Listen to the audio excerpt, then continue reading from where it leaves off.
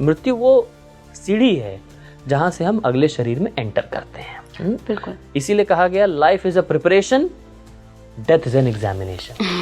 Yes, पूरा जीवन एक प्रिपरेशन है कि हम मृत्यु के समय कैसे अपने जीवन को आगे बढ़ाने वाले हैं। गर्मी है, उसके बाद सर्दी आती है कि नहीं? शीतोष्ण सुख दुखदा, शीत उष्ण सुख दुख, आगमा अपाइना अनित्य ताम प्रतीक्षस्व भारत। ये आया है, चला जाएगा, इसलिए इसके लिए शोक मत करो।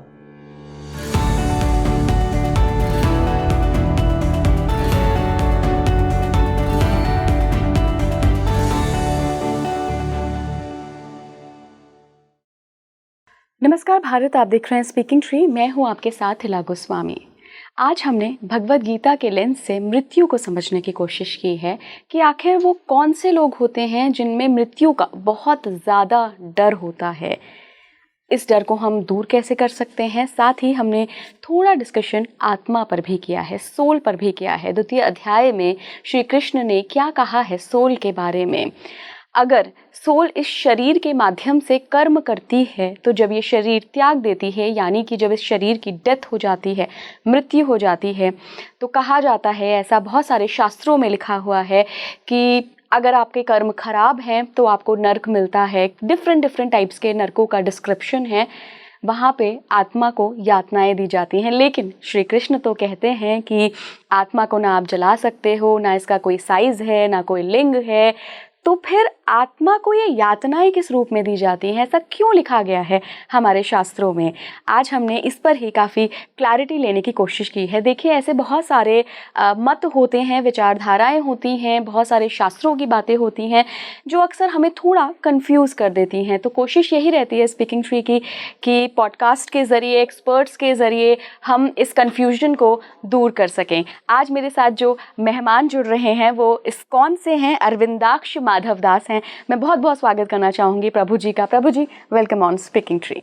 हरे Krishna, thank you so much. Hare Krishna Prabhu जी।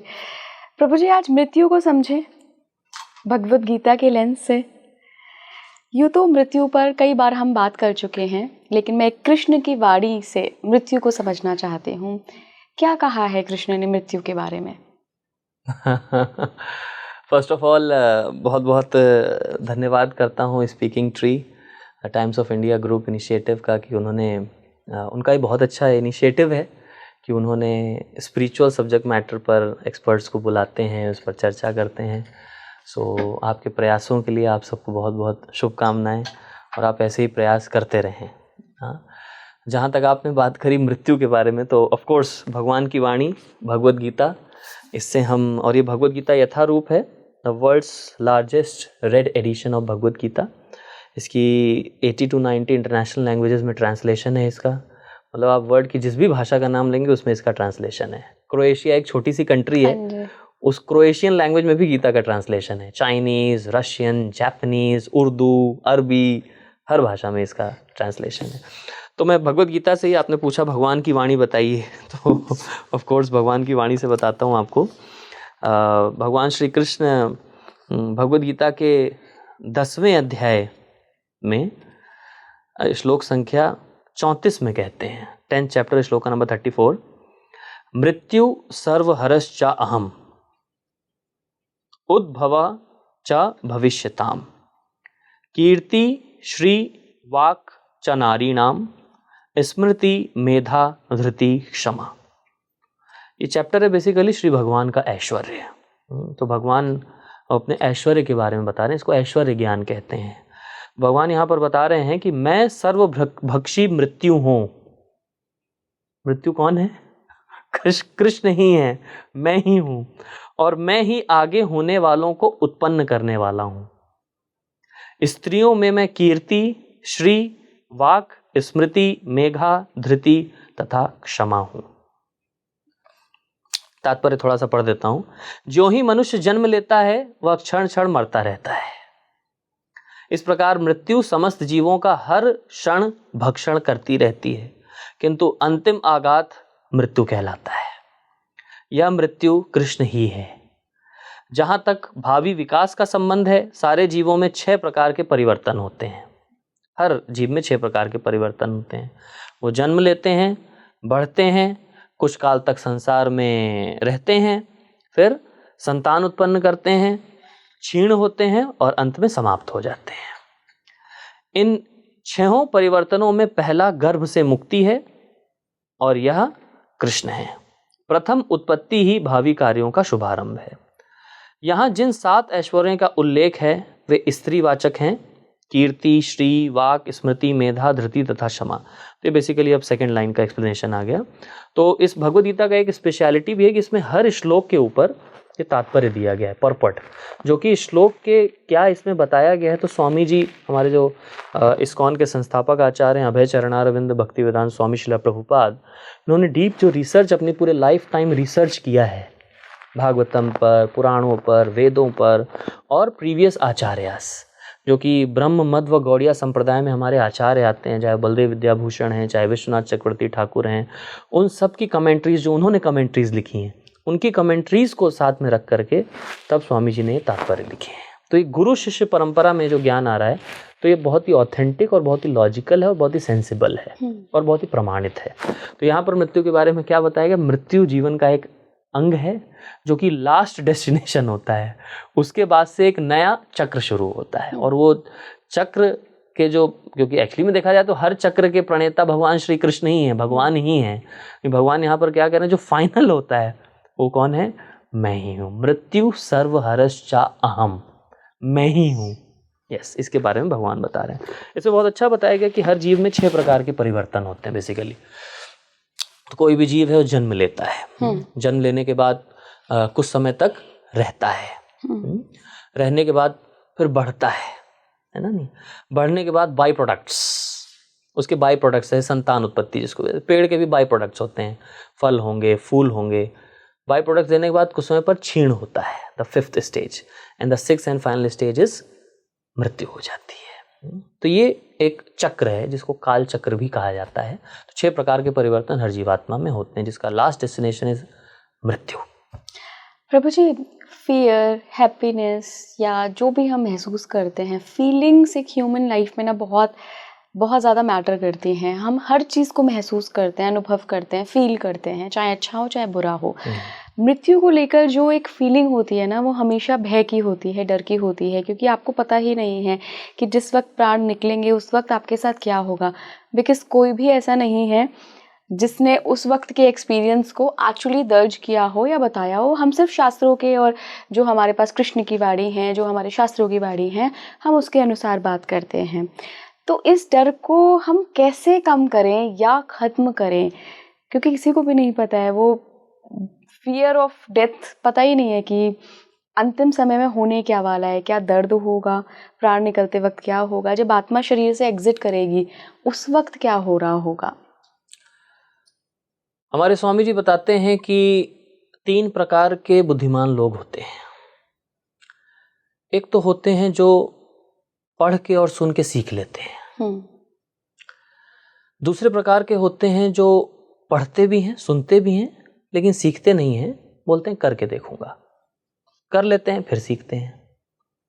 तीसरे प्रकार के लोग होते हैं जो बुद्धिमान तो नहीं कहलाएंगे, वो मूर्ख ही होते हैं, जो पढ़ते भी हैं, सुनते भी हैं, करते भी हैं, फिर भी नहीं सीखते हैं, बार बार करते रहते हैं। तो आपके प्रश्न का मैं एक पॉइंट निकाल करके उसको जवाब दे रहा हूँ। आपने कहा मृत्यु कैसे हुई, किसी ने देखा ही नहीं, उसके बाद कोई एक्सप्लेन नहीं कर पाता है। अरे भैया, शास्त्र में लिखा हुआ है। तो फर्स्ट कैटेगरी के जो बुद्धिमान लोग होते हैं ना, वो आचार्यों से सुन करके, गुरु से सुन करके, शास्त्र में पढ़ करके, जो इस मशीन को बनाने वाले क्रिएटर हैं उनसे सुन करके, भैया मशीन ऐसे ऐसे काम करती है, सुन लो मेरे से। देखिए, हर मशीन की मैनुअल दी जाती है, होती है ना हर मशीन की मैनुअल। उस मशीन की मैनुअल के हिसाब से अगर आप उस मशीन को चलाएंगे, you can efficiently and effectively use that machine for a longer period of time. Suppose semi automatic washing machine है किसी के पास, उसने मैनुअल नहीं पढ़ा, पानी भर दिया, पानी भर के कपड़े डाल दिया, सर्फ डाल दिया, और वो 15 मिनट तक घुमाने वाली जगह ड्रेन वाला बटन घुमा दिया, सारा पानी निकल गया, सर्फ भी निकल गया, सर्फ भी निकल गया। वो कह रहा मशीन खराब है, वो एलजी वाले को और फुल वाले को गाली दे रहा है। अरे भैया, मूर्ख तुम हो, तुमको पहले पढ़ना चाहिए था मैनुअल में दिया क्या हुआ है। पानी भरने के बाद ड्रेन वाला बटन नहीं दबाना है, तुमको घुमाने वाला बटन दबाना है ना। नहीं तो इस तरीके से क्या है, मशीन भी खराब हो जाएगी और आप सही से उसका उपयोग भी नहीं कर पाएंगे, है ना नहीं। तो इसलिए क्या है, यंत्रारूढ़ानि माया, this human body is compare to a yantra, machine. This shloka from Bhagavad Gita, यंत्रारूढ़ानि माया, ये यंत्र है एक।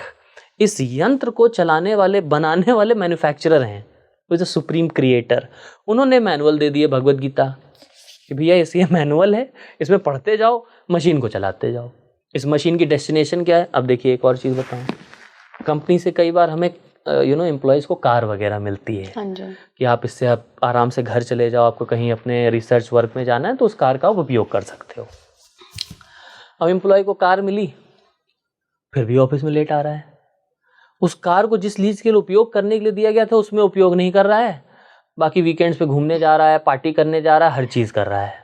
मेन काम जिसके लिए दिया गया उसके लिए नहीं कर रहा है। तो बॉस क्या फिर करेगा? चलो जी, चलो कार इसकी जमा करो जी, ये कार का सही उपयोग नहीं कर। तो ये मशीन हमें इसलिए दी गई है कि हम इसे जन्म मृत्यु के चक्र से निकलें।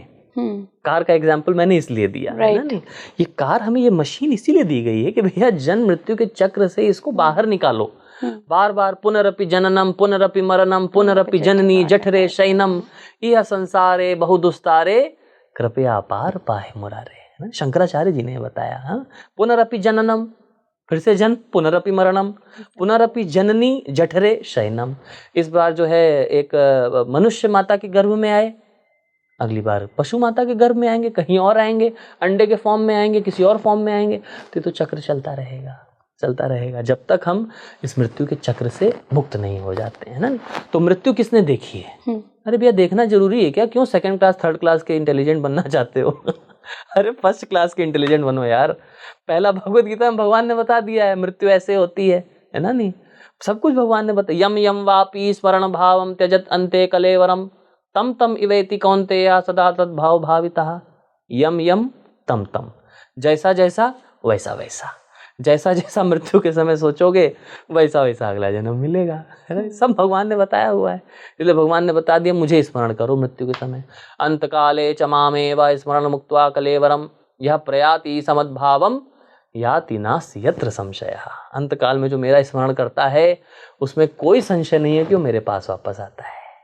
अभी सारा सब कुछ बताया हुआ है भगवान ने। हम गीता पढ़ते नहीं है और जस्ट आर्ग्यूमेंट देते हैं कि मतलब हमने तो देखा नहीं, कैसा होगा। अरे भैया आपने हवा देखी है? ऑक्सीजन देखी है? नहीं देखी ना। ताजमहल देखा है? चलो अमेरिका देखा है? कई लोग महात्मा गांधी को देखा था? नहीं देखा ना, पढ़ के ही जानते हैं ना। भैया थे, हाँ कोई थे, कोई वीडियो में देख लेते हैं, ऐसा कुछ देख। कई लोग तो वीडियो भी नहीं है फिर भी मानते हैं वो शिवाजी महाराज थे, वो ये लोग थे, कहते हैं ना सिकंदर थे।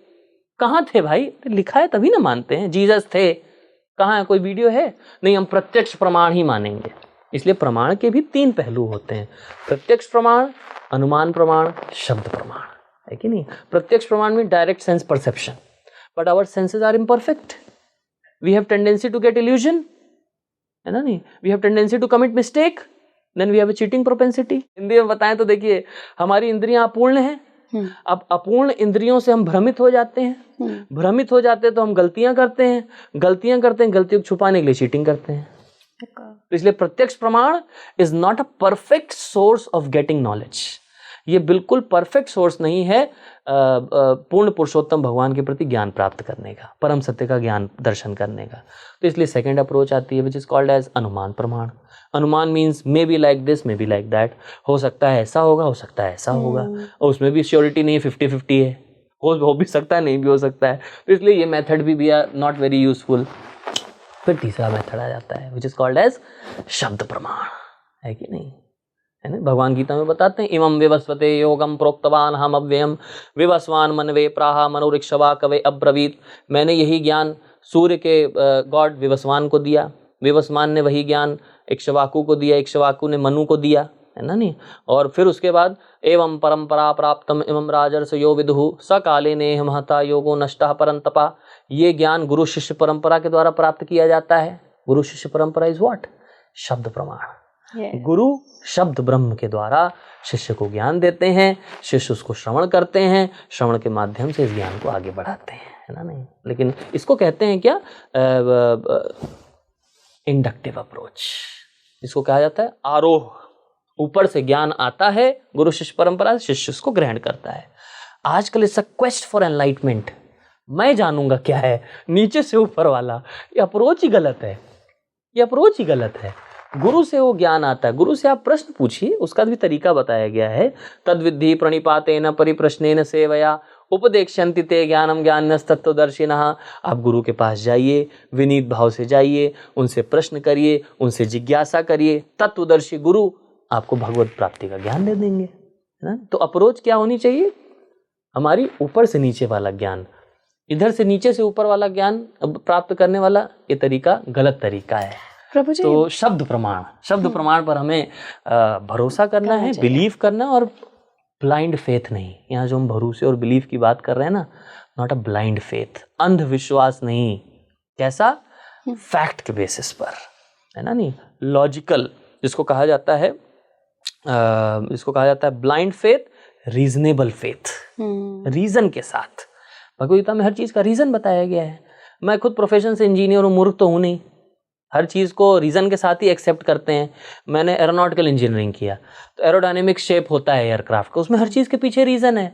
आपको एक रिवेट भी यूज़ करना है उसमें, आपको मटेरियल भी यूज़ करना है एयरक्राफ्ट का, हर चीज़ के पीछे रीज़न है। उसको हल्का बनाना है, स्ट्रांग बनाना है, हर चीज़ के पीछे रीज़न है। ऐसा रीज़न जानने वाला व्यक्ति इस जीवन में भी जब आता है तो उसके बारे में रीज़न ढूंढता है, और रीज़न हर चीज़ का दिया गया है। Spirituality is very very logical. हर चीज़ के पीछे, जो मृत्यु की जहाँ तक बात कर रहे हैं, मृत्यु के बारे में हमारे शास्त्रों में ज्ञान दिया गया है। मृत्यु वो सीढ़ी है जहाँ से हम अगले शरीर में एंटर करते हैं। बिल्कुल, इसीलिए कहा गया life is a preparation, death is an examination. Yes, पूरा जीवन एक प्रिपरेशन है कि हम मृत्यु के समय कैसे अपने जीवन को आगे बढ़ाने वाले हैं, है ना। प्रभु जी, आपने शुरुआत में एक एग्जाम्पल दिया, वो कार वाला। तो मेरा एक प्रश्न है इससे जुड़ा हुआ कि ईश्वर ने हमें क्यों बनाया, क्यों भेजा इस धरती पर, इस मृत्यु लोक को क्यों बनाया? क्योंकि हमने चाहा। ये तो ईश्वर की ही चाह थी ना, एको हम बहुत श्यामा, ये तो एक हूँ, बहुत होने की इच्छा रखता हूँ, ये तो उनका मैनिफेस्टेशन है। किसके लिए इच्छा रखता हूँ? बच्चों के लिए अपने, है ना। नहीं, माता पिता अपना, वो तो आध्यात्मिक जगत में खुश हैं, आध्यात्मिक जगत में खुश हैं। If you talk about the total creation, Surya Siddhanta में, साथ ही साथ हमारे श्रीमद् भागवत महापुराण में, कई शास्त्रों में बताया गया है टोटल क्रिएशन। अगर if you talk about, then spiritual word is 3/4 and material word is just 1/4। 3/4 तो वो स्पिरिचुअल रेल्म है जहां पर हम इटर्नली एग्जिस्ट करते हैं, है ना। नहीं, ये 1/4 क्रिएशन, पूरे क्रिएशन का पूरा प्रोसेस बताया गया। You know, our scriptures are so deep, हमारे शास्त्र इतने डीप हैं, पूरा ज्ञान हमारे शास्त्रों में दिया गया है क्यों ये क्रिएशन हुआ, है ना। नहीं, जैसे आपने बताया एक को ब्रह्म, जो भी आपने बहुधा भवंती, है ना, तो क्यों करते हैं वो ये पूरा क्रिएशन। जैसे आप देखें, ईंट पड़ी हुई है, बालू पड़ी हुई है, सीमेंट पड़ी हुई है, मोरंग पड़ी हुई है, ये सामान पड़ा हुआ है, रॉ मटेरियल। अभी बिल्डिंग नहीं बनी है, वो रॉ मटेरियल पड़ा, इसको प्रधान तत्व कहा जाता है। ये सारे प्रधान तत्व पड़े रहते हैं। जब क्रिएशन का समय आता है, जब जीवात्माएं रेडी होती हैं, तो महाविष्णु उन पर दृष्टिपात करते हैं। दृष्टिपात करते हैं तो प्रधान से फिर ये क्रिएशन होता है, प्रधान से क्रिएशन होता है। फिर लिविंग एंटिटीज उसमें एंटर करते हैं, एंटर करके जैसा जैसा जहाँ वहाँ चाहे जिसको जाना है, सेट होना है, जिसको जहाँ फिट होना है, किसी को अमेरिका में जन्म लेना है, किसी को भारत में जन्म, किसी को पृथ्वी पर जन्म लेना है, किसी को भूलोक, भूअरलोक, महरलोक, जनलोक, तपलोक, स्वर्गलोक, जहाँ जहाँ जन्म लेना है, वहाँ वहाँ वो लोग फिर जा करके जन्म लेंगे according to their desires and karma. पर आपने कहा ना प्रभु जी, पर आपने ये बात कही कि कार दी और जिस काम के इस्तेमाल के लिए दी वो काम आप कर नहीं रहे हो। तो अगर मनुष्यों की बात करूँ मैं, तो हमें ईश्वर ने क्यों भेजा है, किस काम के लिए भेजा है? तो क्या वो काम अगर मैं नहीं कर रहा हूँ तो क्या मेरी मृत्यु हो जाएगी, मुझे बुला लिया जाएगा वापस? देखिए, कार का काम यही दिया गया है, इसको बेकार मत करो। कार को बेकार मत करो। सो कार हमें बेसिकली आत्मा जो है, अगर आत्मा को आप एज अ कार ले लीजिए, as a driver of the car. Yes, atma is a driver of the car. So ये ड्राइवर एग्जिस्ट करता है इटर्नली, है ना। अब उसको वो आध्यात्मिक जगत में अपना किसी दूसरी कार में अपना ड्राइवर है, उसको दूसरी कार वहाँ मिली है, वहाँ वो अपनी कार चला रहा है। पर उसकी इच्छा हुई नहीं ये कार थोड़ी सी ठीक नहीं है, थोड़ा उधर वाली कार देख करके आते हैं, यू नो। थोड़ा उधर वाली टेस्ला या फिर मर्सिडीज थोड़ा ये देख करके आते हैं, तो फिर इधर कार में भेजा जाता है, जाओ जी जाओ ड्राइव करके देख लो, है ना। नहीं, बट ये सोल का पर्पस क्या है बेसिकली, आप उधर आध्यात्मिक जगत में रहिए और वो शरीर दिया जाता है जिससे आप भगवान को प्रसन्न कर सकें। Because the nature of the soul and the function of the soul is to satisfy the super soul. There is nothing else purpose of the soul, and soul will only be happy. आत्मा तभी प्रसन्न रहेगी जब वो परम पुरुषोत्तम, जो जिसको कहा जाता है सुपर सोल, परमात्मा, आत्मा जब परमात्मा के साथ रहती है तभी वो खुश रहती है। And this is the purpose of आत्मा, टू सर्व परमात्मा। इसलिए आप देखो सोल का एक नेचर होता है, हम दूसरों को सेवा करना चाहते हैं ना। नहीं, if you don't serve God then you have to serve dog. अगर आप भगवान की सेवा नहीं कर रहे हैं, लोग भगवान की सेवा नहीं करते हैं, तो किसी कुत्ते की, बिल्ली की, चूहे की, किसी ना किसी की सेवा करना ही चाहता है व्यक्ति, है ना। तो सोल का नेचर ही है, वो क्या है, सेवा करना। और वो किसकी सेवा करना, परमपिता परमेश्वर की सेवा करना। तो ये कार का बेसिकली पर्पस क्या है, वहां पर भी वो सोल एक कार को लेकर के भगवान की सेवा में लगी रहती है। और जब वहां सेवा थोड़ा डिजायर आता, नहीं कुछ अपनी भी कर लेते हैं कुछ, तो इधर कार दे दी जाती, ठीक है जी कर लो। फिर यहाँ करते करते उसको रियलाइज आता है, उसको भगवत गीता मिल जाती है, इस्कॉन के प्रभु जी मिल जाते हैं, बताते हैं यार कार को तू बेकार कर रहा है, चलो वापस चलो, तुम्हारा कार वहाँ है। यद गत्वा न निवर्तन्ते तद धाम परमम मम, न तद भाष्यते सूर्यो न शशांको न पावकः, यद गत्वा न निवर्तन्ते तद धाम परमम मम। वो है मेरा धाम जहाँ सूर्य की जरूरत नहीं है लाइट फाइट लगाने के लिए, वहाँ बिजली का बिल नहीं भरना पड़ता है, वहाँ वायु की आवश्यकता नहीं है, वहाँ तो नित्य प्रकाशमान है, नित्य है वो जगत। तुम नित्य जगत से आए हुए हो, तुम वहां पर चलो। तभी तो यहाँ पर सेटल नहीं हो पाता है ना जीवात्मा, बहुत प्रयास करता है। तो प्रभु जी, क्या जितने हमारे बड़े गुरु हैं जो शरीर छोड़ चुके हैं, रामकृष्ण परमहंस हो गए, विवेकानंद हो गए, प्रभुपाद हो गए, क्या ये सब नित्य धाम को चले गए हैं? देखिए बाकी सबका तो गारंटी मैं नहीं ले सकता, लेकिन प्रभुपाद जी का तो गारंटी पक्का है। बाकी सबका सॉरी टू से, बट अगर जिसने उस प्रोसेस को, देखिए वहां तक पहुंचने का एक प्रोसेस है ना। पर विचारधाराएं और पंथ तो बहुत अलग हैं, तो ऑफ कोर्स हम कैसे मानेंगे प्रोसेस कौन सा ठीक है, या हर व्यक्ति की प्रवृत्ति के लिए प्रोसेस अलग है? इसलिए मैंने पहले ही डिस्क्लेमर दे दिया, मैं किसी और की गारंटी नहीं लेता हूँ। जो हमारे प्रभुपाद जी ने जिस पाथ को अपनाया उस पाथ से तो श्योर शॉर्ट वो गए हैं, यस। और वो भक्ति का पाथ है। भगवान श्री कृष्ण भी गीता में कहते हैं भक्त्या माम अभिजानाति यावन यश्चास्मि तत्वतः ततो माम तत्वतो ज्ञात्वा विशते तदनंतरम। भक्ति के द्वारा आप मुझे जान सकते हैं, भक्ति के द्वारा आप मुझे प्राप्त कर सकते हैं। अनन्य चेता सततम यो माम स्मरति नित्यशः तस्याहम सुलभः पार्था नित्य युक्तस्य योगिनः। जो अनन्य मेरा चिंतन करता है अनन्य भाव से, उसको मैं बहुत ही सुलभ हो जाता हूँ और मुझे आसानी से प्राप्त कर लेता है। तो हमारे प्रभुपाद जी ने उस बात को करके दिखाया है। Always remembering Krishna, spreading the glories, भगवान के इस संदेश का प्रचार करना, सब भगवान ने बताया हुआ है, फॉर्मूला सारा बताया हुआ है। उस फॉर्मूले को कोई अगर जीवन में अपनाएगा, सारी रिएक्शन सॉल्व होती जाएंगी और उससे वो भगवत प्राप्ति कर सकता। तो भगवत प्राप्ति का मार्ग है, उस मार्ग पर जो चल रहा है उसको भगवत प्राप्ति पक्का होगा। प्रभु जी, आपने इंजीनियरिंग की पढ़ाई की है, बहुत रैशनल और लॉजिकल दिमाग है आपका, फिर आप इस्कॉन के साथ जुड़े और भगवत गीता का प्रचार कर रहे हैं। हाल ही में जो अहमदाबाद एयरक्राफ्ट हादसा हुआ था, हमने देखा कि सारे लोगों की डेथ हो गई, लेकिन सिर्फ एक व्यक्ति था जो बच गया। ये इसको आप कैसे देखते हैं, अगर हम डेथ को समझें, मृत्यु को समझें? हर साल पूरे विश्व में, हर साल की बात छोड़ो, हर सेकंड पूरे विश्व में हर 45 सेकंड पे एक व्यक्ति सुसाइड कर रहा है। हर 45 सेकंड पे कोई प्लेन क्रैश नहीं, कुछ नहीं, खुद से अपना जीवन ले रहा है। इसके बारे में कोई चर्चा कर रहा है? एक साथ प्लेन क्रैश हो गया, 250-300 लोग मर गए, इतनी बड़ी न्यूज बन गई। हर 45 सेकंड पे एक व्यक्ति कर रहा, अपना जीवन ले रहा है। एक ह्यूमन लाइफ, प्रोडक्टिव लाइफ को व्यक्ति खुद ले रहा है इस समाज में, इस संसार में। कोई स्ट्रेस के कारण, कोई डिप्रेशन के कारण, कोई एंजाइटी के कारण, कोई ड्रग्स ले रहा है इसके कारण मरा जा रहा है, कोई पता नहीं किन किन कारणों से अपना जीवन खुद ले रहे हैं, जीवन में परेशान में करे ले रहे हैं।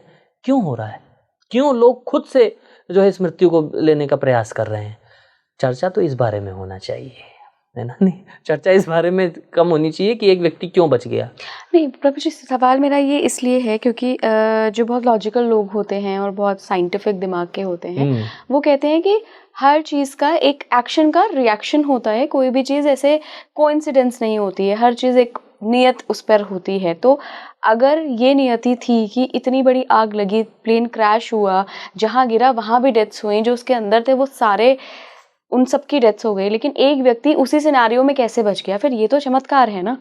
ये तो कोई प्रभु कृपा और कर्मों की थ्योरी फिर यहाँ आ गई है कि उसके कर्म या तो ये थे कि नहीं खत्म हुए अच्छे कर्म, कि या उसका समय नहीं आया। मैं इस कॉन्टेक्स्ट में पूछ रही हूँ। हाँ, है, चमत्कार को नमस्कार करिए। आजकल लोग चमत्कार को नमस्कार करते हैं, ऐसा है, ठीक है, मानते हैं। और मानते क्या है, ये सिद्धांत भी है। वहाँ पर हॉस्पिटल का जो मेस था, वहाँ पर कई सारे इंटरव्यूज़ मैंने भी देखे कि एक बंदा अपने रूम से निकल के जा रहा था अपना लंच करने के लिए, बट वो कहा दोस्त का इंतजार कर लेता हूँ, 2 मिनट बाद जाऊँगा। वो 2 मिनट रूम में बैठा, उतनी देर में उधर ब्लास्ट हो गया। और भगवत गीता की कॉपी थी एक वहाँ पर, उसको कुछ भी नहीं हुआ। थी, उसको कुछ नहीं हुआ। So yes, of course it's cycle of Karma. उस व्यक्ति के कुछ अभी कर्म बचे होंगे, इस कारण से वो चलते हुए निकल करके गया, है ना। इमरजेंसी विंडो पे था, कूद करके वहाँ से खुद ही चल करके गया। तो सारी चीज़ें, छोटे छोटे बच्चे भी थे जो कि जा रहे थे, अपना वापस जा रहे थे, उनकी उसमें मृत्यु हो गई, अकाल मृत्यु हो गई। सो इट्स लाइक एवरीबडी, सबके हाथों की लकीरें लिखी हुई हैं, सब लोग अपने कर्मों के एक्शंस और रिएक्शंस को झेल रहे हैं। So it's like that. और जहाँ तक बात रही शास्त्र क्या कहते हैं इस बारे में, तो शास्त्र ऑफ कोर्स इस बारे में यही कहते हैं कि every action has equal and opposite reaction. हर कर्म का नियम है, उसको कर्म को भोगना ही पड़ेगा। अब जैसे छोटे बच्चे, कोई प्रश्न पूछ सकता है, अच्छा उन छोटे बच्चों ने क्या गलत किया था? कई लोग ऐसा प्रश्न पूछते भी हैं। पूछ लेंगे, उन छोटे बच्चों ने क्या गलत किया था प्रभु जी, जो जल के मर गए, इतनी खतरनाक मृत्यु हुई। सो यहीं पर आ जाता है ना आत्मा का सिद्धांत, कर्म का सिद्धांत और आत्मा का सिद्धांत। आत्मा केवल इस शरीर में अभी नहीं है ना, इसके पहले भी किसी शरीर में थी, उस शरीर में भी कुछ कर्म हुए हैं, उन कर्मों का रिएक्शन आगे चल के ट्रांसफर होता है ना। नहीं, उस शरीर में उसको कर्मों का रिएक्शन उतना नहीं मिला जो कि आगे चल करके उसको मिल रहा है ना। नहीं, उसी में कई लोग इतने दुनिया संसार में हैं, देखिए खुश भी हैं, है ना। नहीं, कई ये भी आर्ग्यूमेंट इसमें आ जाता है, देखिए इसमें एक डिस्कशन, पॉइंट ऑफ डिस्कशन है, लोग इतना गलत काम कर रहे हैं, पाप कर रहे हैं, सामने सामने सब कुछ गलत कर रहे हैं, फिर भी जीवन में खुश हैं प्रभु जी, ऐसा क्या है? अरे भैया, अभी वो कर रहा है, कुछ किया था अच्छा, पेड़ उसने अच्छा बोया था तो उसका फल अभी काट रहा है, या अभी क्या कर रहा है, अभी तो बबूल का पेड़ बो रहा है, आगे जाके उसको आम नहीं मिलेगा, कांटे वाला पेड़ ही मिलने वाला है। तो अभी जिसको जीवन में कांटे मिल रहे हैं, कहीं ना कहीं के कांटे बोए हुए हैं जो उसको मिल रहे हैं। इसी को कहते हैं साइकिल ऑफ कर्मा, इसको कहते हैं कर्म का सिद्धांत। अब इसमें एक बात समझने वाली, भगवान श्री कृष्ण गीता में कहते हैं, the intricacies of actions are very difficult to understand. ये कर्म का सिद्धांत इतना इंट्रिकेट है, इतना सूक्ष्म है कि इसको समझ पाना बड़ा मुश्किल है, कि उसको क्यों जल करके ही मरा, क्यों छोटे बच्चे मर गए उसमें। ये सिद्धांत इतना इंट्रिकेट है ना, इसमें इतने सारे परम्यूटेशन कॉम्बिनेशंस लगते हैं कि हम उसमें इतना दिमाग लगाएंगे तो इट्स लाइक दिमाग खराब हो जाएगा। अब कर क्या सकते हैं इन सब चीज़ों से? देखिए, इंसिडेंस हुआ, बुद्धिमान लोग, समझदार लोग जो होते हैं उस इंसिडेंस से कुछ सीख लेते हैं। Exactly. सीख ये लेने के लिए हमारे पास जीवन में कि हमें अपने अभी के कर्मों को अच्छा करना होगा। ना हमारे पास पास्ट है हाथ में, ना हमारे पास फ्यूचर है हाथ में, हमारे पास अभी क्या है, अपना प्रेजेंट कर्म है हमारे हाथ में, जिनको हम अच्छा करें। अच्छा करने का मतलब क्या है? शास्त्र के अकॉर्डिंग, मैनुअल के अकॉर्डिंग अपनी मशीन को चलाइए। फिर मैं अपने टर्म से वापस ला रहा हूँ, मैनुअल के अकॉर्डिंग अगर आप अपनी मशीन को चलाएंगे, सही फॉर्मूलाज को अपनी लाइफ में पुट करेंगे, देन आपका रिएक्शन अच्छा होगा, अदरवाइज रिएक्शन खराब होता जाएगा। क्यों लोग ओवर थिंकिंग करते हैं आजकल इतना? क्यों लोग, आप डर का माहौल है आजकल, लोग बता रहे हैं, डरते क्यों हैं इतना, ओवर थिंकिंग करते हैं, डरे हुए हैं क्यों? Either people are thinking about past और they are thinking about future, you know, either they are lamenting about past और हैंकरिंग अबाउट फ्यूचर। इसलिए अपना प्रेजेंट खराब करके रखते हैं, इसलिए प्रेजेंट में डरे हुए हैं, क्योंकि आगे का फ्यूचर का लालसा है, ये भी मिल जाएगा, अरे वाह ये हो जाएगा कितना अच्छा होगा, ये भी कर लूँगा तो कितना अच्छा होगा। ये हमेशा चलता रहता है, या फिर पास्ट का चलता रहता है, क्या ये कर लिया होता तो कितना अच्छा रहता, ये यार ये क्यों नहीं किया मैंने, बताओ कैसे माँ बाप मिल गए मेरे को, या कैसा जीवन, अंबानी क्या हो जाता तो कितना, मतलब क्या है यार ये। आपको प्रेजेंट में जो जीवन मिला है, आप अपने अभी प्रेजेंट के कर्मों को अच्छा करो ना, ये है रैशनल थिंकिंग, ये है लॉजिकल थिंकिंग। उस इंसिडेंट से हमें ये सीखने को मिलता है, अपने अभी के कर्म के सिद्धांतों को आप अच्छा कर लीजिए। यही संदेश हमें भगवद गीता में भगवान भी देते हैं। अभी आपके कर्म अच्छे होंगे तो आपको आगे जो है अच्छा लगेगा। कर्मण्येवाधिकारस्ते मा फलेषु कदाचन, कर्म करने में तुम्हारा अधिकार है, फल में नहीं। वही फ्यूचर और प्रेजेंट, फ्यूचर और पास्ट में तुम्हारा अधिकार नहीं है। जो तुम्हारा कर्तव्य तुमको दिया गया है, do it as a duty. This is the principle of karma yoga. Yes, आप कर्मयोग का सिद्धांत जीवन में अपनाइए, अपने कर्तव्य का पालन करते हुए करिए, साथ में भगवान की भक्ति को, भगवान के प्रेम को, भगवान के संदेश को, आध्यात्म को अपने जीवन में जोड़ लिए तो सोने पे सुहागा हो जाएगा, है ना? नहीं तो जीवन आपका और अच्छा हो जाएगा। ये बताया गया। प्रभु जी, व्यास जी ने ही पुराणों की रचना की है और व्यास जी ने महाभारत में भगवत गीता का उल्लेख किया है, जो कृष्ण की वाणी है। अगर हम गरुड़ पुराण को देखें या किसी भी पुराण के देखें, वहाँ कहानियों के माध्यम से काफ़ी सारी चीज़ें बताई गई हैं। अगर मैं सिर्फ गरुड़ पुराण का कॉन्टेक्स्ट उठाऊं, जहाँ पे मृत्यु को बताया गया है, मृत्यु के बाद कैसे सोल का एक सफ़र होता है, कितने दिन जो शरीर के आसपास आत्मा रहती है, फिर पर्टिकुलर रिचुअल्स हैं, उनसे फिर आप गति देते हैं आत्मा को। भगवत गीता में ऐसा कहीं उल्लेख नहीं है। भगवत गीता में क्या सोल जर्नी के बारे में बताया है कि जब एग्जिट करती है, इस शरीर को छोड़ देती है आत्मा, या मन बुद्धि अहंकार जिसके साथ संस्कार जाते हैं, वो जो सटल बॉडी है, तो वो कहाँ जाती है, कितने दिन में जाती है, क्या वो इसी स्पेस में रहती है, क्या अर्थ के रेलम में रहती है, या ट्रैवल कर जाती है, क्या कुछ है? देखिए, हमारे शास्त्रों में जैसा आपने बताया, ऑफ कोर्स बहुत डिटेल में है। इट्स लाइक PhD, यस, पूरा PhD है इसके ऊपर। So if you talk about Bhagavad Gita, अगर आप भगवद गीता स्पेसिफिकली गीता के बारे में बात करें, सो अर्जुन ने महाभारत कुरुक्षेत्र का युद्ध जब शुरू हो रहा था, अर्जुन ने युद्ध लड़ने से मना कर दिया। अर्जुन ने 5 कारण दिए मैं क्यों युद्ध नहीं लड़ूंगा। उसमें से एक था, अर्जुन के अंदर करुणा और दया आ गई थी, है ना, अपने ही सगे संबंधियों को देख करके, और इतना बड़ा विनाश होगा। And Arjuna is a Vaishnava as well, he is a devotee of lord Shri Krishna. तो उनके अंदर एक नेचुरल करुणा और दया का भाव आ गया, और इसी को एक शारीरिक रूप पर अर्जुन को दया आई कि इनका शरीर खत्म हो जाएगा, है ना? नहीं तो उस पहले आर्ग्यूमेंट का जवाब भगवान ने भगवद गीता में दिया दूसरे अध्याय में। दूसरे अध्याय की शुरुआत ही होती है अर्जुन को आत्मा का ज्ञान देने से। आत्मा का ज्ञान भगवान अर्जुन को दे रहे हैं कि अर्जुन, तुम जिस शरीर के लिए शोक कर रहे हो, तो ये शरीर तो विनाश हो जाएगा। इस शरीर के लिए शोक करना उचित नहीं है।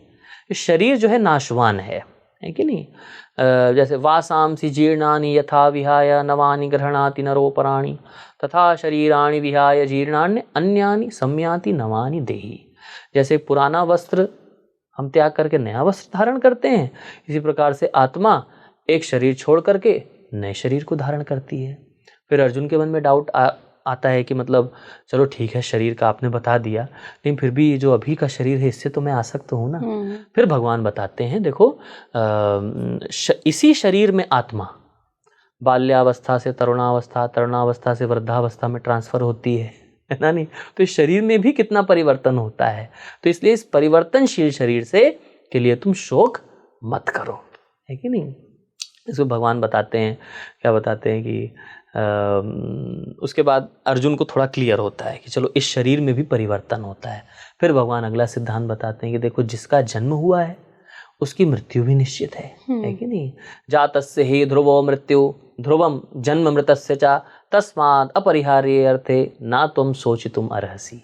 ये एक अपरिहार्य सत्य है अर्जुन, जिसकी जन्म हुआ है उसका मृत्यु निश्चित है, और जिसकी मृत्यु हुई है उसका जन्म होगा। तो ये एक अपरिहार्य सत्य है, जो इस सत्य को जान जाता है, इसलिए सत्य को जान करके ना तुम शोचितुम अर्हसि, तुम इसको देख करके तुम शोक को प्राप्त मत हो, है ना? तो इसलिए भगवत गीता में ये संदेश देती है कि इसको शोक मत, उस शोक को मत प्राप्त हो। फिर भगवान उसमें बताते हैं, देखो अब ये आत्मा का ज्ञान लेकर के तुमको क्या लाभ होगा। लाभ तुमको ये होगा कि तुम ये जो परिवर्तन है इस परिवर्तन को टॉलरेट करो, है कि नहीं। जैसे गर्मी है, उसके बाद सर्दी आती है कि नहीं। शीतोष्ण सुख दुखदा, शीत उष्ण सुख दुख, आगमा अपाइना अनित्यस ताम प्रतीक्षस्व भारत। ये आया है चला जाएगा, इसलिए इसके लिए शोक मत करो, है ना। नहीं तो एक्चुअली क्या बताया, इस बॉडी, इस शरीर का एक अनित्यता बताया और आत्मा की नित्यता बताया कि आत्मा कैसे नित्य है। तो ये ज्ञान जब अर्जुन को दिया तो उनके पहले आर्ग्यूमेंट का खंडन हुआ। जिस शरीर के प्रति तुम करुणा दिखा रहे हो ना, एक्चुअली में शरीर तो नाशवान है, ये शरीर तो आप नहीं मारोगे तो वैसे भी मरेगा, इसकी मृत्यु भी होगी, तो इसलिए शरीर के लिए तुम शोक मत करो। अंदर जो आत्मा है ना, उसको कभी कोई विनाश नहीं कर सकता है। क्यों? उसको भी भगवान श्री कृष्ण ने फिर बताया, अंदर जो आत्मा उसको कोई मार नहीं सकता है। ना तुम इसको शस्त्र से काट सकते हो, नयनम छिन्दन्ति शस्त्राणि नयनम दहति पावकः न चैनम क्लेदयन्ते आपो न शोषयति मारुतः। तो इसलिए जो अंदर आत्मा है उसकी भी डेथ नहीं होगी, तो इसलिए उसके लिए तुम अब शोक मत करो। तो इसलिए आत्मा का ज्ञान जिसको हो जाता है तो डेथ की नॉलेज मतलब उसको हो गई, जन्म का भी ज्ञान हो गया, मृत्यु का भी ज्ञान हो गया। तो भगवान ने जन्म और मृत्यु से ज्यादा किसके बारे में डिस्कस किया? आत्मा के बारे में। भैया ये सिद्धांत अगर आपको पता लग गया तो तुम शोक को प्राप्त नहीं होगे, है ना। नहीं, इसलिए पूरी लाइफ तुम अच्छे से प्रिपरेशन करो, मृत्यु के समय एग्जाम होगा तुम्हारा। फिर अंतवत तू इमे देहा, अंत में जो इस शरीर को छोड़ता है, इस देह को छोड़ता है, मुझे स्मरण करके छोड़ता है, तो फिर मेरे पास आ जाता है। कौन से ऐसे लोग होते हैं प्रभु जी जिनको बहुत ज़्यादा मृत्यु का डर होता है, और क्यों होता है, उसका कारण क्या है? देखिए, मृत्यु का डर उसी को होगा सच में जिसने जीवन में गलत कार्य किए हैं, अधर्म किया है, जिसने शास्त्रों के विपरीत कार्य किया है, उसको डर होगा ही होगा। यानी भगवान भी गीता में बताते हैं, जिसने यह शास्त्र विधिम उत्सृज्य वर्तते कामकारतः न स सिद्धिम अवाप्नोति न सुखम न पराम गतिम।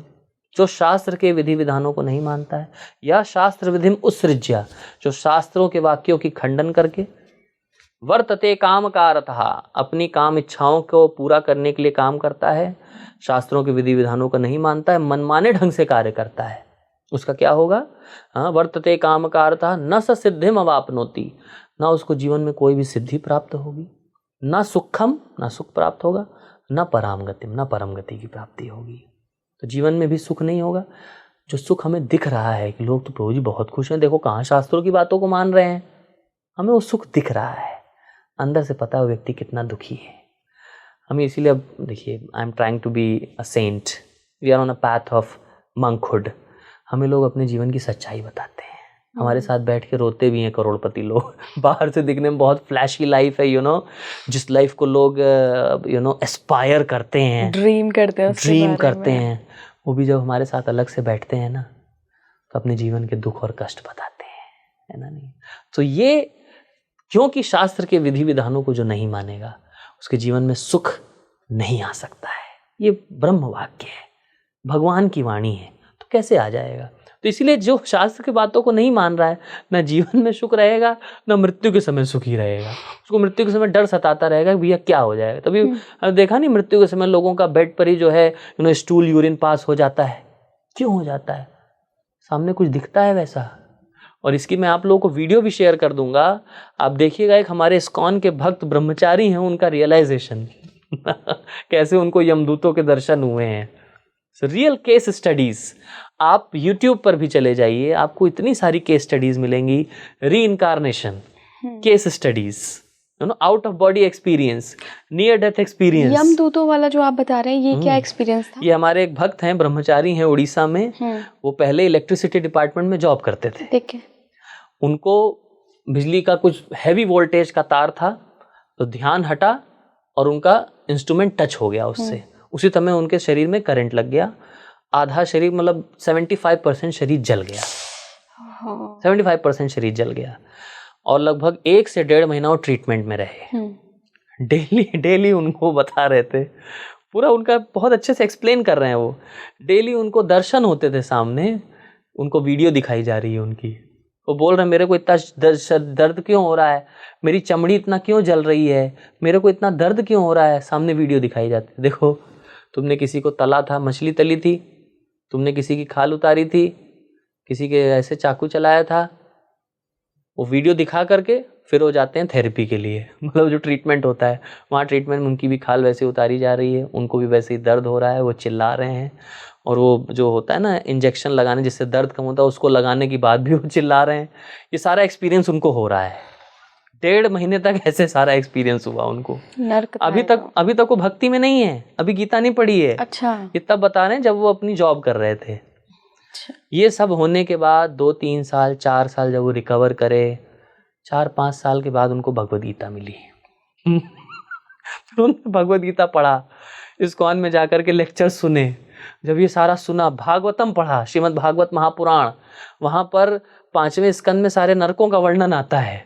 रौरव, महारौरव, अंधतामिश्र, तामिश्र, ये सारे नरकों में हम जो जो एक्शंस कर रहे हैं अभी, गरुड़ पुराण में तो और डिटेल में है, सारे नरकों का वर्णन 5वें स्कंद में भी आता है। तो वहाँ अगर आपने अवैध स्त्री संग किया है, आलिंगन किया है, तो आपको वहीं पर एक लोहे का होगा, गरम लोहा खौलता हुआ बिल्कुल होगा, इसको आलिंगन करो। अवैध संबंध जो बनाया है ना, जो आजकल बहुत ट्रेंडिंग चल रहा है, एक्स्ट्रा मैरिटल अफेयर्स, वहाँ पर भी अफेयर कराया जाएगा। फिर आपने जो है किसी को फ्राई किया है, यहाँ पर फ्राई करके खाया है, वैसे ही आपको फ्राई किया जाएगा वहाँ पर। ये सारा डिटेल में वर्णन है। 5वां स्कंद पूरा पढ़ लीजिएगा, आराम से पढ़िएगा, उसमें डिटेल में वर्णन है। परीक्षित महाराज भी जब ये सब सुन रहे थे, वो बहुत मतलब ही वॉज वेरी शॉक्ड। बोला ऐसा होता है, अब जीवात्मा तो संसार में ऐसा बहुत काम कर रहे हैं। तो उन्होंने पूछा सुखदेव गोस्वामी से कि मतलब ऐसे तो सारे जीवात्मा फिर नरक को ही जाएंगे, उद्धार किसका कैसे होगा। वहां से शुरू होता है 6ठा स्कंद, जहां पर कथा आती है अजामिल की कथा आती है, जो एक ब्राह्मण था। ब्राह्मण के सारे गुण, सारे क्रियाकर्म सब कुछ करता था, लेकिन अब उसकी पत्नी थी, बच्चे थे, माता पिता थे, सब ब्राह्मण। एक समय आया उसके जीवन में जब वो जंगल में गया सुबह सुबह लकड़ी लेने के लिए, हवन की सामग्री लेने के लिए। वहाँ पर उसको जो है एक वैश्या और शूद्राणी आलिंगन करते हुए दिखे। उसका मन वहाँ विचलित हो गया, उसी वैश्या से उसने विवाह कर लिया। सारे कर्म उसके खराब हो गए, शास्त्र के विपरीत हो गए। उसने 10 बच्चे उस वैश्या से पैदा किए। सबसे आखिरी छोटे बच्चे का नाम रखा नारायण। नारायण खेल यहाँ मत जाओ, नारायण वहाँ मत जाओ, नारायण पानी पी लो, नारायण पानी ले आओ, नारायण नारायण नारायण नारायण। बीमार पड़ा, डेथ बेड पे था, उसको यमदूत लेने आए। यमदूत लेने उसको खींच रहे हैं, उसकी आत्मा को शरीर से बाहर खींच रहे हैं। ये भागवतम के 6ठे स्कंद में वर्णन है। कान्यकुब्ज ब्राह्मण, कानपुर के पास का। सो उसको जब बाहर खींच रहे हैं तो बहुत खतरनाक से लोग आए यमदूत से। लोग ना डेथ बेड पे लोगों का क्यों वॉशरूम निकल जाता है, क्यों निकल जाता है स्टूल यूरिन, कुछ दर्शन होता है, कुछ दिखता है। जब दिखा उसको तो अजामिल ने कहा नारायण यहाँ मत आना, नारायण नारायण नारायण। जैसे ही नारायण नारायण नारायण लिया, सामने विष्णु दूत आ गए, शुद्ध बिल्कुल विष्णु दूत आ गए, बिल्कुल साक्षात नारायण चतुर्भुज रूप में। उन्होंने तुरंत तलवार लगा के यमदूतों को रोक दिया। अब ये तुम्हारे अधिकार क्षेत्र से निकल गया है। क्यों? क्योंकि इसने नारायण का नाम लिया है। जिसने भगवान का नाम लिया है उसके सारे पिछले एक्शन रिएक्शन सब खत्म हो जाते हैं। तो नारायण नारायण बोलते ही अजामिल का उद्धार हुआ। अब अजामिल डेथ बेड पे लेटा हुआ है, विष्णुदूत और यमदूतों के बीच का कॉन्वर्सेशन सुन रहा है। विष्णुदूत कह रहे हैं हमारी अथॉरिटी है यमराज, उन्हीं का निर्णय फाइनल होता है। बोले यमराज भी जिनकी पूजा करते हैं वो है विष्णु, वो है फाइनल अथॉरिटी। और उन्होंने एक सिद्धांत बनाया है, जो मेरा नाम लेता है उसको सारे एक्शन रिएक्शन कैंसिल हो जाते हैं। ये लेट करके सारा सुन रहा है। तो बोले ऐसा कैसे? बोले जाइए अपने यमराज जी से पूछिए जा करके। अब ये विष्णु यमदूत जाते हैं यमराज जी के पास पूछने कि हमें ऐसे ऐसे लोग मिले थे। वो बता रहे थे यमराज भी जो है भगवान विष्णु की भक्ति करते हैं और ये ऐसा नियम है। हमें तो आजकल यही नियम पता था कि जो पाप करता है उसको पकड़ के ले आओ, उसको ऐसे रिएक्शन देना है। ये हमें ये भी नहीं पता था कि पाप के रिएक्शन ऐसे भी कटते हैं। फिर अजामिल ने सारा सुन करके विष्णुदूत चले गए, यमदूत चले गए। अभी उसका समय नहीं पूरा हुआ था। अजामिल वहीं से पीछे के दरवाजे से चला जाता है हरिद्वार जाकर के भक्ति करता है, नाम जप करता है, फिर जाता है विष्णु लोग, विष्णुदूत आते हैं उसको लेकर के जाते हैं जब समय पूरा होता है। तो भागवतम के 6 स्कंद में फिर उसके बाद यमदूतों और यमराज के बीच का कॉन्वर्सेशन है। Who is the final authority? नियम बनाने वाला कौन है? अभी तो हम समझते थे यमराज आप ही नियम बनाने वाले, फिर यमराज बताते हैं धर्मम तो साक्षात भगवत प्रणीतम, है कि नहीं? धर्मस्य तत्वम निहितम गुहाया महाजन येन गता सपंथा। धर्म के तत्व बहुत ही गुह्य हैं, इनको समझ पाना बहुत मुश्किल है, इसलिए महाजनों के रास्ते पर चलो। महाजनों येन गता सपंथा। 12 महाजनों के फिर उन्होंने नाम बताया, कौन कौन है 12 महाजन, है कि नहीं? तो उन्होंने उसमें 12 महाजनों के नाम बताए, जिसमें से एक महाजन यमराज जी भी हैं। यमराज जी भी एक महाजन है। 12 महाजनों के उन्होंने फिर नाम बताओ। महाजनों ने जैसा जैसा हमें रास्ता बताया है वैसा वैसा उस रास्ते पर चलते जाओ। जो महाजनों की बात नहीं मानता है, जो शास्त्रों की बात नहीं मानता है, जो आपका प्रश्न था, उनके जीवन में दुख रहेगा ही रहेगा, और मृत्यु का भय भी। Of course. एक बहुत लॉजिकल सवाल है जो अक्सर मन में आता है कि जब हम शास्त्र पढ़ते हैं और जिस तरीके से आपने डिस्क्राइब किया कि आपके जैसे कर्म होते हैं उसके हिसाब से आपकी आत्मा को वैसी सज़ा दी जाती है, तो सज़ा किसे मिलती है जब आत्मा को बहुत क्लियरली कृष्ण ने कहा है गीता में कि ना तुम इसे जला सकते हो, ना ये इसका कोई साइज़ है, ना रंग है, ना लिंग है, कुछ भी नहीं है, आत्मा का तो लिंग तक नहीं है, तो फिर नरक में यातनाएं किसे दी जाती हैं? फिर उस नाम से हमें क्यों डराया जाता है या बताया जाता है कि आपके साथ ये होगा? शरीर तो यहीं रह गया, दर्द और फीलिंग्स तो शरीर के साथ हैं, फिर वहाँ पे किसको सज़ा मिल रही है? Here comes a basic understanding। यहाँ पर एक बेसिक अंडरस्टैंडिंग समझने वाली बात आती है। आत्मा को जैसे यहाँ शरीर दिया गया था ना, इसी तरह उसको नरक लोक में शरीर दिया जाता है। अच्छा। That is called as भोग शरीर। भोग शरीर। वहाँ उसको वो कष्ट भोगने हैं, इसलिए उसको शरीर दिया जाता है। जलाया गया, जलने के बाद शरीर नष्ट हो गया, फिर चेक किया जाता है, अच्छा जी लेग पीस भी खाया था, चलो जी चलो फिर से तलो। अच्छा हो गया, फिर मछली फ्राई भी खाया था, चलो जी चलो, ये शरीर खत्म, नया शरीर दो जी, फिर से तलो जी। अच्छा जी, फिर क्या किया था आपने? चींटियों को बहुत मारा है, चलो जी चलो, इसको गर्म तवे पे चलाओ। अच्छा आपने व्यभिचार भी किया है, अच्छा आपने शराब भी पी है, वेरी गुड, कम हेयर, अब इसको गरम गरम लोहा पिलाओ। वो शरीर फिर खत्म हो, फिर नया शरीर दो जी। नहीं शरीर वो भोग शरीर है। इसीलिए कहा जाता है ये मनुष्य शरीर जो हमें मिला है, ये मनुष्य शरीर बहुत बहुनाम जन्मनाम अन्ते ज्ञानवान माम प्रपद्यते वासुदेवम सर्वमिति स महात्मा सुदुर्लभा। मनुष्यानाम सहस्रेषु कश्चित् यतति सिद्धये यततामपि सिद्धानाम कश्चिन् माम वेति तत्वतः। ये मनुष्य शरीर बहुत दुर्लभ जन्म है ये, है ना नहीं? इसलिए मनुष्य शरीर को कर्म योनि कहा गया है। बाकी जितने भी 84 लाख में बचे हुए योनियां हैं वो सब भोग योनियां हैं। एक कुत्ता भी अपने कर्मों को भोग रहा है उस शरीर में, तो कोई कर्म नहीं कर पाता है बेचारा। उसको दोगे खाने का खा लेगा, नहीं दो बेचारा घूमता रहेगा आवारा, इधर उधर कहीं मुंह मारेगा, पिटाई खाएगा। वो भोग योनि है, भोग शरीर है वो, है ना नहीं? कर्म जिसमें किए जाते हैं वो इस मनुष्य शरीर में किए जाते हैं। इसलिए human form of life is a special prerogative. हमें मनुष्य शरीर में एक विशेष हमें अपॉर्चुनिटी दी गई है कि हम इस जन्म मृत्यु के चक्र से छुटकारा प्राप्त कर सकते हैं, और किसी शरीर में नहीं है। और मनुष्य जीवन बहुत छोटा है, देखिए, too much discussion but no action. Exactly, discussion ही डिस्कशन चल रहा है। अद्वैत में क्या है, द्वैत में क्या है, इस सिद्धांत में क्या है, उस सिद्धांत में क्या है। कुछ तो ये भी नहीं चर्चा करते, कुछ सीधा हम मानते ही नहीं है। डार्विन ये है, human evolution, human devolution, big bang और बिग ब्रेन। हम मनुष्य जानवर से आया है, मनुष्य से आया, कहाँ डिस्कशन में ही पूरा जीवन बीत जाता है ना नहीं? इसलिए बहुत भाग्यशाली जिनको भगवत गीता मिल जाती है, जिनको भक्त मिल जाते हैं, वो उनको क्लियर बता देते हैं, देखो जी ये करना है, इसको कर लो, बहुत कम समय बचा है तुम्हारे जीवन में, जल्दी से। इसलिए प्रहलाद महाराज बताते हैं 5 साल की उम्र से भक्ति करनी चाहिए। कौमारात आचरेत प्रज्ञो धर्मान भागवताम इहा दुर्लभम मानुषम जन्मम तदपि अध्रुवम अर्थदम। इसको अर्थ के कार्यों में लगाओ, अनर्थ के कार्यों में मत लगाओ। अर्थ मीन्स नॉट फाइनेंस। अर्थ मंत्रालय, फाइनेंस मिनिस्ट्री नहीं। अर्थ मतलब जिससे इस मनुष्य जीवन को आप अर्थपूर्ण बना सकते हैं। 5 साल की उम्र से व्यक्ति को भक्ति करनी चाहिए, भगवत प्राप्ति के मार्ग में लग जाना चाहिए। हमने तो बहुत समय वेस्ट कर दिया। और उसमें प्रहलाद महाराज बताते भी हैं 5वें स्कंद में और 7वें स्कंद में। और आप सबको जान के खुशी भी होगी, बहुत अच्छी मूवी भी अभी आई हुई है, महाअवतार नरसिम्हा, सुना आपने उसके बारे में? बिल्कुल बिल्कुल। इतनी जबरदस्त, मैं तो देख करके आया फर्स्ट डे फर्स्ट शो। हम लोगों को सबको इनवाइट किया गया था, डायरेक्टर ने खुद ने, अश्विन जी ने बहुत अच्छी मूवी बताई है महावतार नरसिम्हा मूवी, आप सब देखने जाइए। कैसे एक असुर कुल में जन्म लिया हुआ बालक, वो कैसे भगवान के इतने बड़े भक्त बने। कैसे बने? क्योंकि जब माता के गर्भ में थे तो उन्होंने नारद मुनि से भगवान के बारे में ज्ञान प्राप्त किया था। इसीलिए किसी का भी भविष्य शुरू हो जाता है गर्भाधान संस्कार से ही।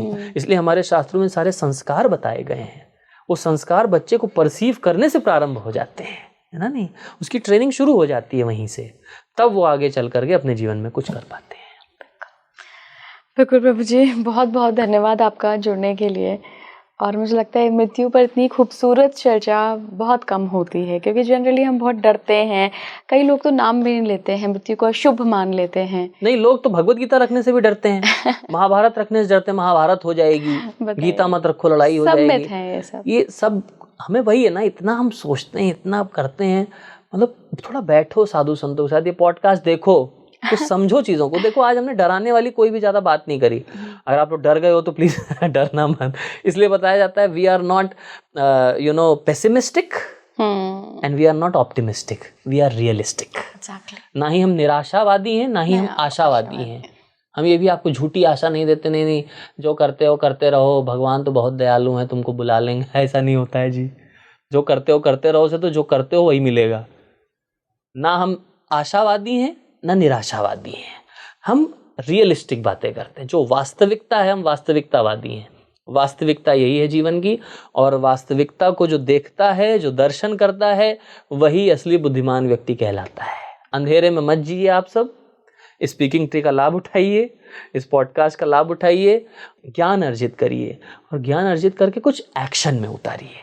केवल पूरा जीवन डिस्कशन में ही मत उतार दीजिए, यस, एक्शन में भी उसको उतारिए। थैंक यू सो मच, बहुत बहुत धन्यवाद। Hare Krishna Krishna Krishna Hare Hare, Hare Ram Ram Ram Hare Hare. Thank you so much. Hare Krishna. देखिए, प्रभु जी ने काफ़ी कुछ बता दिया है, तो मुझे लगता है कि सुनने से ज़्यादा एक्शन ओरिएंटेड बनेंगे, तब कुछ फ़ायदा उठा पाएंगे।